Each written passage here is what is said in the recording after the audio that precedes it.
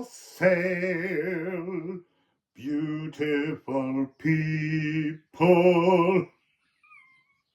So the catnip's out, Palo Santo catnip holly. Windows open. Sternness. I've sat down, there's this really stern, waggy finger, maybe energy. I don't know. Let's just, I'm not doing any expectation. There's no astrology references. We're just going with an energetic flow of sternness. Why? What's the sternness about? See, I'm hearing Saturn immediately.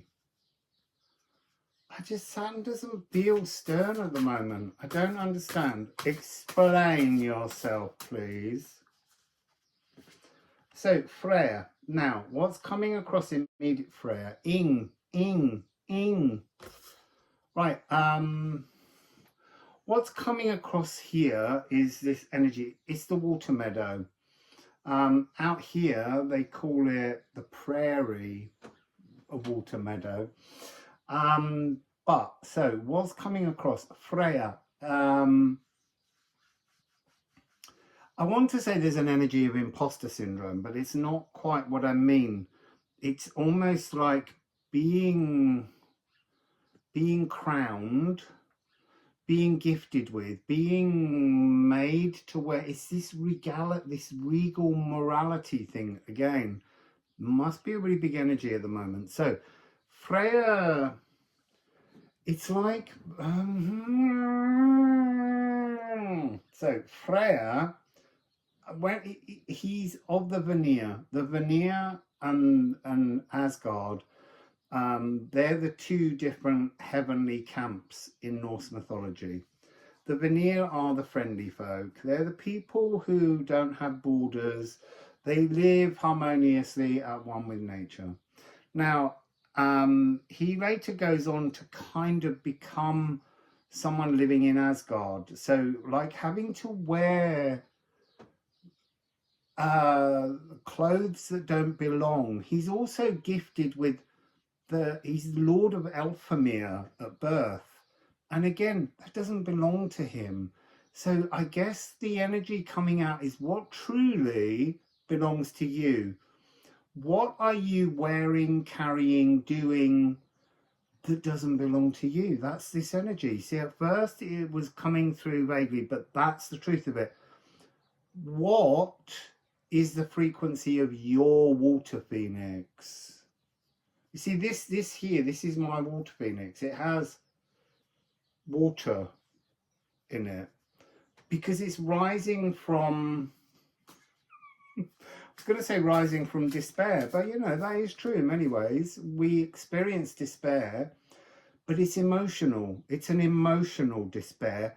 I see this feels like it's carrying on from the reading yesterday to do with Neptune, just being like, I don't want to do this anymore. This energy of being given clothing that he just doesn't want to wear. The crown of being god of the underworld, Neptune doesn't want to wear it anymore. Neptune wants to do something else. Abdication. Abdication of inherited responsibility. I don't know, maybe abdication of south nodal gift. I don't know. This is all coming through. Oh, I already made my lip tingle. So this is water meadow. It is that energy of Freya, of Neptune. So we're still on a theme. Changing occupation, maybe. Moving. I see, now that's interesting. Back in Ecuador, she's coming through again. It's Ran. Ran. She's the goddess of the seabed, and she's married to the god of the sea. So in many ways, She's a kind of energetic consort to Neptune, just as Freya and Freyr are brother and sister twins.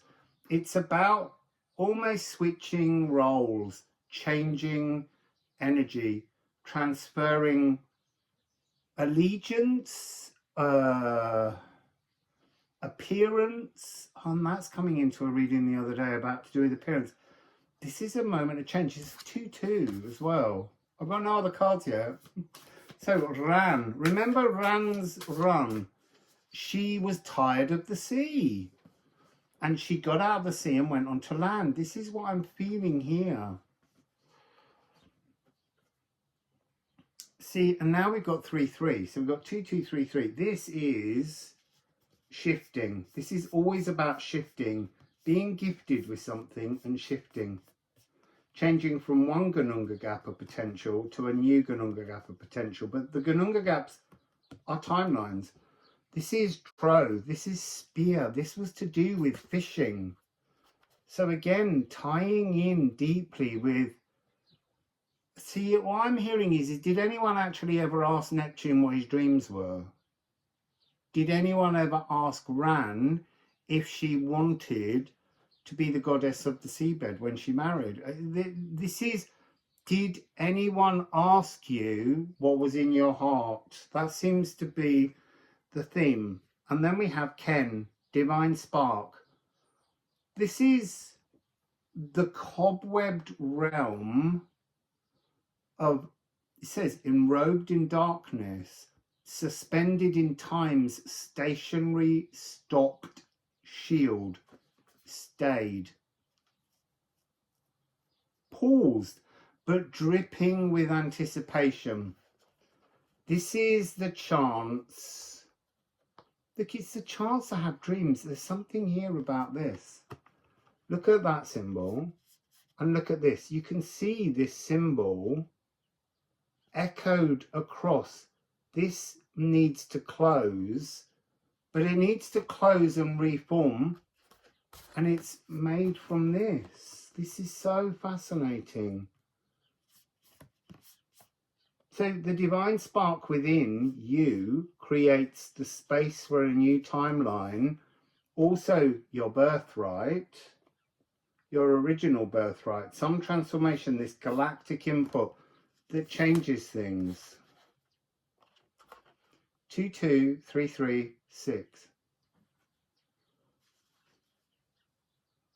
This is a torch. This is like there's light at the end of a long tunnel showing you a new pathway. But there's something about walking both the moon in Sagittarius and the moon in Ophiuchus pathway, transforming as you go along. It's almost like as you walk the paths, slowly the two paths will come together. But what they will become is something new that's truer to you and your dreams. So Neptune and Ran, it's almost like just needing to move, wanting to be someplace else.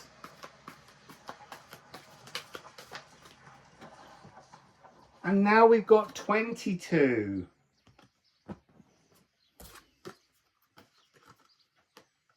This is relevant. 2-2-2-2. Be healed. It's a chance to be healed. It's a chance to calm. Shadow healing. Nickel attracting fluidity. The civilizer, but that's... To be civilized would be to live your purpose. That's what's coming across. Civilize you. Stop doing what others say. So what are they? Dark Akashic visions from the Hydra venom. That's powerful energy. So Chiron was wounded by an arrow with the Hydra venom. This is also time to face festering wounds, but also this will ease neurological pathways between body and mind. This is aligning the nervous system and the spine. Chiron coming into an alliance with Pluto. But you can't see it. It's not like it's visually there in the astrological chart. It's part of the energy of the Ophiuchus pathway.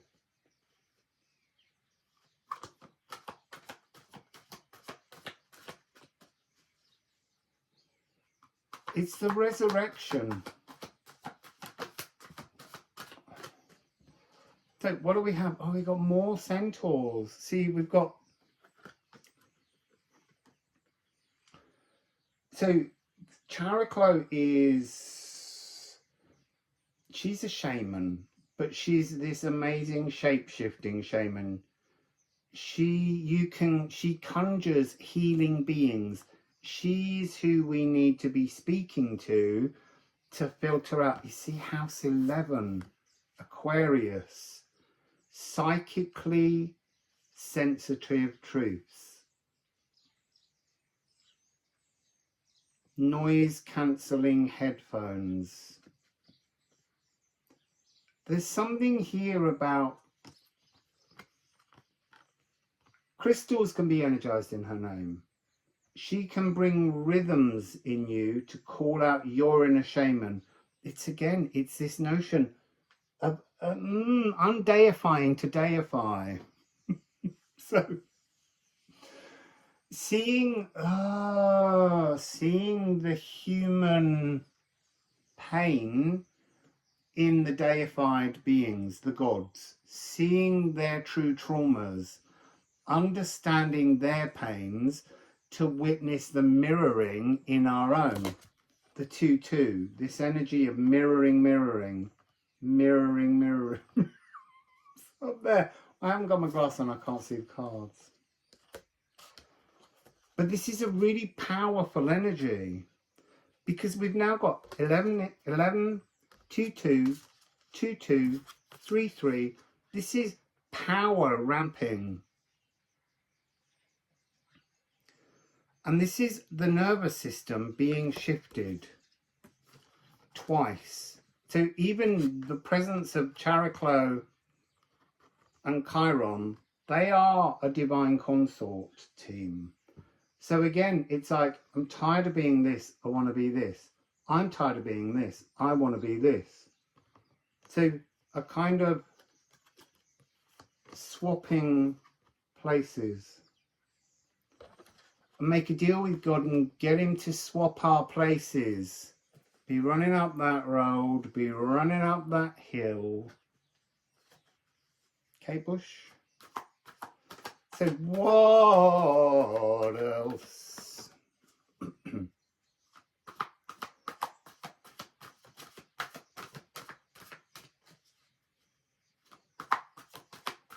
What else? I see, that's really interesting. Look. I want them that way around because that's the way I saw them. I held them up the wrong way. So just drink that in for a moment, because now we've got 5-5. Again, power numbers. This emotion plugged into your earth, your old emotion, the old trauma, the old tragedy, the mundane world that you can't step from, needs to be eaten away. You need to chew all those shadows. You need to deal with all that, because if you want to materialize the new, all of that old emotion wired into your body, it has to be taken out. It has to be lifted. There has to be balance between... See, I'm sort of seeing it, I'm hearing it as thoughts, emotions made physical. So again, that's going back to that energy of Pluto, Venus, and Ceres. Ceres, the thoughts, Venus, the emotions, and then the material, physical world, the realm you bring it in. But here, it needs to lose, and it's really fixed. Venus, emotions in Taurus energy.